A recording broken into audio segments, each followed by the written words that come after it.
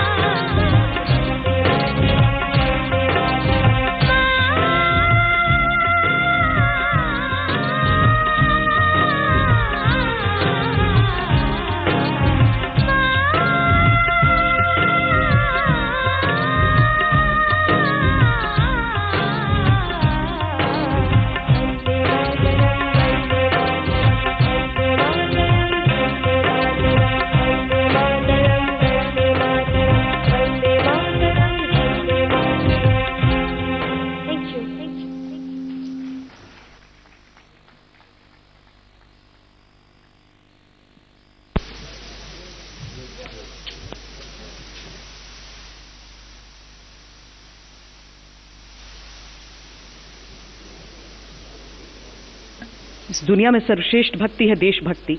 उस आवाज़ से शुरुआत की है, अब अंजाम तक जब तक ये पहुंचेगा बहुत तमाम तरह की चीज़ें आएंगी कि एजेंडा आखिर हमारा होना क्या चाहिए। औपचारिक शुरुआत के लिए मैं स्टेज पर बुलाना चाहूंगी इंडिया टुडे ग्रुप की group editorial director broadcast and new media Kalli Purie. और तालियों में कंजूसी ना हो please.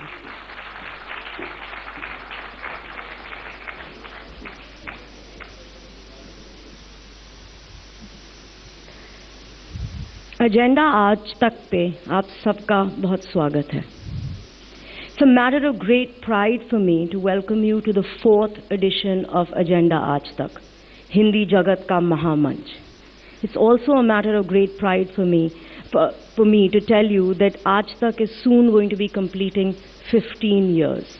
And in these 15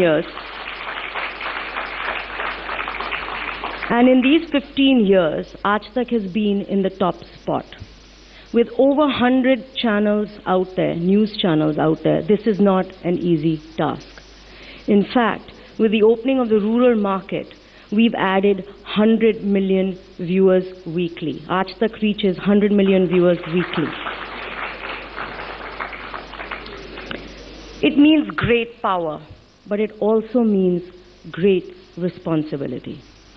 As a channel, we have no friends and no enemies.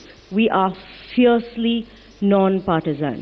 If we have one loyalty, it's to you, our viewers. It's your verdict as your favorite channel week upon week, which is our guide. And if we have one other guiding principle, it's a simple one given to us by our chairman. He said, don't do anything wrong and then you have nothing to fear. We follow that diligently. That's why we have the power to bring you news fearlessly, day after day. पर अब देश का agenda wait कर रहा है, and Agenda Aaj Tak is the सबसे तेज way to understand all the issues facing us as our country, from politics to entertainment to sports. मुझे पूरा विश्वास है कि आपको ये एजेंडा आज तक भी बहुत पसंद आएगा. So have a good day. Thank you.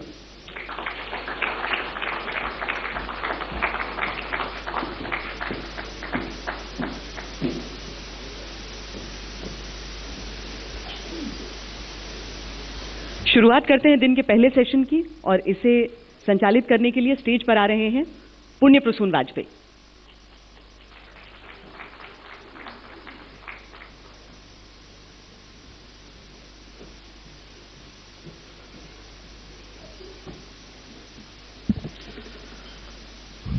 इस देश में विकास की धार जिस लिहाज से चल रही है या चलनी चाहिए, या जो दिखाई दे रहा है या जो दिखनी चाहिए, बहुत सारे सवाल बहुत सारे जहन में होंगे। और इन सब के बीच एक ऐसा शख्स जो अपने मंत्रालय को लेकर देश की रफ्तार को कहीं आगे ले जाना चाहता है, उस शख्स को हम आमंत्रित कर रहे हैं मंच पे। Nitin Gadkari ji, cabinet minister, please आप मंच पे आइए।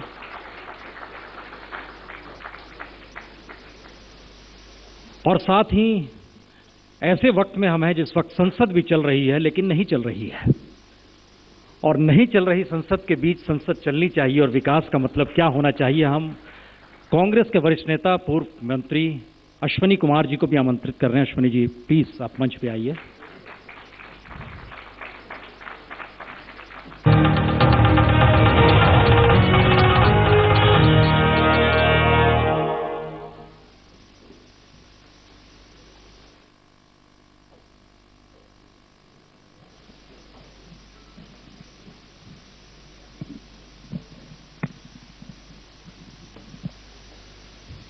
गडकरी जी, आपका बड़ा महत्वपूर्ण कोट है जिसका जिक्र आप बार बार करते रहते हैं इस टिप्पणी के जरिए कि अमेरिका रईस है इसलिए वहां की सड़कें अच्छी नहीं है, बल्कि सड़कें अच्छी हैं इसलिए अमेरिका रईस है। भारत की रईसी क्या सड़कों में ही छिपी हुई है? जब अटल बिहारी वाजपेयी देश के प्रधानमंत्री थे तब मैं महाराष्ट्र में मंत्री था और उन्होंने मेरी अध्यक्षता में मुझे विलेज कनेक्टिविटी और नेशनल हाईवे की स्कीम बनाने के लिए एक जिम्मेदारी दी थी। तब मेरे साथ रिजर्व बैंक के डिप्टी गवर्नर और नाबार्ड के अध्यक्ष थे और हमने 6.5 लाख देहात हमारे देश में हैं और उनको मजबूत रोड से जोड़ने के बाद क्या इम्पैक्ट होगा, इसके ऊपर एक रिपोर्ट उपलब्ध है। ये 2002 में उन्होंने कहा था कि हिंदुस्तान की सब गांवों को अगर मजबूत रोड से जोड़ देंगे तो हिंदुस्तान का जीडीपी 1,10,000 करोड़ से बढ़ेगा। इसका कारण यह है कि गांव में जाने के लिए रोड नहीं है, बच्चे स्कूल में नहीं जा सकते। जो दूध है, सब्जियां है, फल है, अनेक गांवों से शहरों तक नहीं आ सकते और उसके साथ साथ जो अनाज है वो भी नहीं आ सकता। कुछ गांव ऐसे कि जहां 3-3 महीने लड़के बरसात में स्कूल में नहीं जा सकते और इसलिए अगर रोड कनेक्टिविटी होगी तो गांवों का विकास होगा और गांवों का विकास होगा तो 1,10,000 करोड़ का जीडीपी बढ़ेगा। अभी सभी हमारे ट्रेड और बिजनेस में 30% कॉस्ट लॉजिस्टिक कॉस्ट है। अगर हमने रोड अच्छे बनाए और ये समय को अगर हमने कम किया, एक्सप्रेस हाईवे बनाए, जैसे मैं आपको उदाहरण के मुंबई से पूना के बीच में अब कोल्हापुर से उस रोड से दूध आता है, तो रात को निकलकर सुबह आकर मुंबई में दूध इसलिए आने लगा क्योंकि एक्सप्रेस हाईवे हुआ। तो ये हाईवे से प्रोग्रेस और डेवलपमेंट होता है, एम्प्लॉयमेंट पोटेंशियल बढ़ता है, जीडीपी बढ़ता है, एग्रीकल्चर ग्रोथ रेट बढ़ता है, पर कैपिटा इनकम बढ़ता है और विशेष रूप से शहरों के साथ साथ एग्रीकल्चर और गांवों का विकास होता है। ये इसके पीछे इसलिए ये बात कही गई। लेकिन सबसे बेहतरीन सड़क मानी जाती है रायसीना हिल्स की है, बेहतरीन सड़क मानी जाती है लुटियंस दिल्ली की है जो ठहरी हुई है।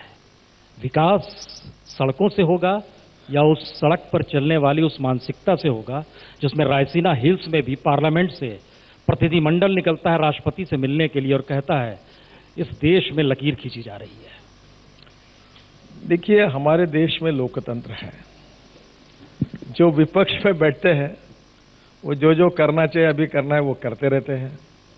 भाषा बदल जाती है, ये दुर्भाग्य से ग्राउंड रियलिटी है। आज हम लोग सत्तारूढ़ पार्टी में हैं तो हमारी भाषा अलग होती है, हम जब विपक्ष में जाते हैं तो भाषा अलग होती है, क्योंकि लोकतंत्र में ही दोनों को ऐसा रोल दिया है कि इसके लिए स्वाभाविक रूप से मतभिन्नता भी होती है और कभी मतभेद भी होते हैं। मतभिन्नता और मतभेदों के लिए अड़चन नहीं है, पर मनभेद नहीं होनी चाहिए। और दूसरी बात है कि विरोध करने के बावजूद उसकी एक मर्यादा होती है और उसके लिए आवश्यक यह है कि हम वाद विवाद करें, चर्चाएं करें, अपनी बातों को रखें, पर हम बोलने ही नहीं देंगे, हम बोलेंगे भी नहीं और आपको भी बोलने नहीं देंगे, तो ये तो फिर लोकतंत्र वहां आगे नहीं जा सकता। और इसलिए मुझे ऐसा लगता है कि कुछ बातें जो विपक्ष के रूप में होती है उसको हमने सभी बातों को दोषी नहीं ठहराना चाहिए, क्योंकि वो अगर कठोर विरोध नहीं करते तो आप लोग कहेंगे कि विपक्ष कमजोर पड़ा, फिर उनको उस साइड से क्रिटिसिज्म होता है। तो मुझे लगता है कि करना चाहिए, पर देश के विकास के लिए, जहां गरीबी दूर होनी चाहिए, बेरोजगारों को रोजगार मिलना चाहिए, देश का विकास होना चाहिए, देश आगे जाना चाहिए। ये राजनीतिक मतभेद के विषय नहीं हो सकते। इसमें से कुछ बातों को सब लोग मिलकर अगर काम करेंगे तो हम देश को आगे ले जाएंगे और देश को आगे ले जाने का हमारा जो एजेंडा है वो राजनीतिक विवादों का नहीं बनना चाहिए, बाकी विषयों पर, पॉलिसी पर बोलते रहना चाहिए। अश्वनी जी, सब कुछ ठहरा दिया है विपक्ष ने इस देश के भीतर, लग ऐसा रहा है, जब खास तौर से इस शीतकालीन सत्र में तो ऐसा ही लग रहा है। दोषी कांग्रेस है। 2-3 बातें कहना चाहूंगा। नितिन जी ने बहुत बातें कही हैं। बिल्कुल ठीक बात है कि सड़कें बनेंगी, देश जुड़ेगा, विकास होगा, आर्थिक विकास भी होगा, लोगों को लाभ भी होगा। पर सवाल जो आपने नितिन जी से पूछा उसका जवाब आया नहीं।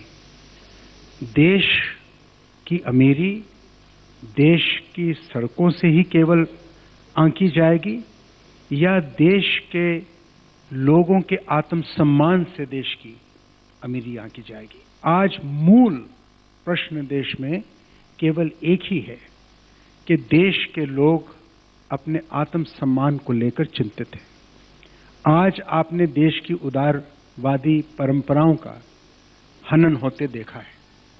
मैं एक ही सवाल आपसे करना चाहता हूं नितिन जी, आपने नारा दिया था सबका साथ सबका विकास। उस नारे पर आपको 31% वोट मिला और आपने 56 इंच की छाती और सीने की बात कर डाली। आज मैं आपसे जानना चाहता हूं, बिहार के बाद, रतलाम के बाद, गुजरात के बाद भी, क्या आप ये महसूस नहीं कर रहे कि जिन लोगों ने आपका समर्थन किया था आज अपने आप को वो भयभीत समझ रहे हैं आपकी सरकार की नीतियों के चलते। एक बात मैं जोर दे के कहना चाहता हूं और हमेशा कहता आया हूं, और आज भी इतने बड़े मंच पर आपने मुझे ये बात कहने का मौका दिया, मैं आपका शुक्रगुजार हूं इंडिया टुडे का। देखिए, किसी ने बहुत बड़ी बात कही, जब इश्क सिखाता है आदाब खुद आगाही, अल्लामा इकबाल का शेर है, जब इश्क सिखाता है आदाब खुद आगाही, खुलते हैं गुलामों पर भी असरार शहनशाही। इसका मतलब ये है कि जब इंसान अपने सम्मान में अपने आप को बड़ा मानने लगता है तो गुलाम भी अपने आप को राजा की तरह समझता है। आपने इस देश के लोगों के उदारवादी एहसास पर जो घात पहुंचाई है, उससे देश गरीब हुआ है, देश उससे विचलित हुआ है।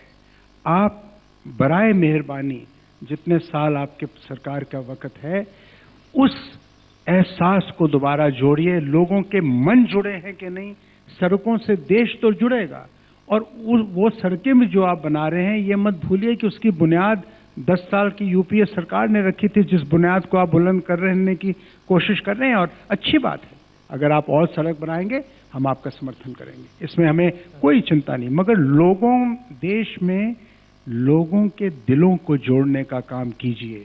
सड़कें तो बनती रहेंगी, सरकारें आती हैं, सरकारें जाती हैं, देश के विकास की भूमिका कभी निरस्त नहीं होती। मगर जब देश के लोगों के दिलों में खौफ आ जाए, जब दिल दूर हो जाए एक दूसरे से, तो वो देश की अखंडता फिर बरकरार नहीं रहती। एक बात जो ये कह रहे बुनियादी बात, तो इन्होंने जो बुनियादी बात मेरे लिए छोड़ी थी, उसमें 3,80,000 करोड़ के काम बंद थे, और लगभग पूरे प्रोजेक्ट में 2 kilometre per day road construction आया था, और लगभग टॉप टू बॉटम आप किसी भी हिंदुस्तान के मशहूर कॉन्ट्रैक्टर को बोल के इंटरव्यू कर लो, सब लोग दिवाला पिटने की स्थिति में आए थे। प्रश्न मैं उसके ऊपर इनको दोष नहीं देता, पर सच्चाई को समझना चाहिए। दूसरी बात, हम कौन है ये तो आपको मालूम है। आप में से कुछ लोगों ने हमको समर्थन किया, कुछ आप लोगों ने आपको विरोध किया, उसके बावजूद देश की जनता ने हमको चुन कर दिया। अब हम उदारवादी हैं, हम जात, पंथ, धर्म, भाषा और सेक्स को डिस्क्रिमिनेट करने वाली राजनीति करना नहीं चाहते। पर कुछ लोगों की राजनीतिक एजेंडा जो है, जैसे आज तक का एजेंडा है, कुछ लोगों का एजेंडा ये फियर, इस देश के माइनॉरिटी के मन में, दलितों के मन में और गरीबों के मन में एक फियर पैदा करना। देखिए, मैं आपसे न्याय मांगता हूं। कर्नाटक में एक साहित्यिक की हत्या हुई, सरकार कांग्रेस की, कानून व्यवस्था की जिम्मेदारी उनकी। और वो तस्वीरें हम दिखा रहे हैं सलमान खान, जिन्हें बॉम्बे हाई कोर्ट से बड़ी राहत मिली है। उसके बाद देखिए उनकी गाड़ी किस तरह से फैंस के बीच घिरी हुई। घर पहुंचे हैं सलमान खान, गैलेक्सी अपार्टमेंट उनका बांद्रा में। So, guys, do you know why he's Kukkada Kamalda? Because he's a Delhi boy.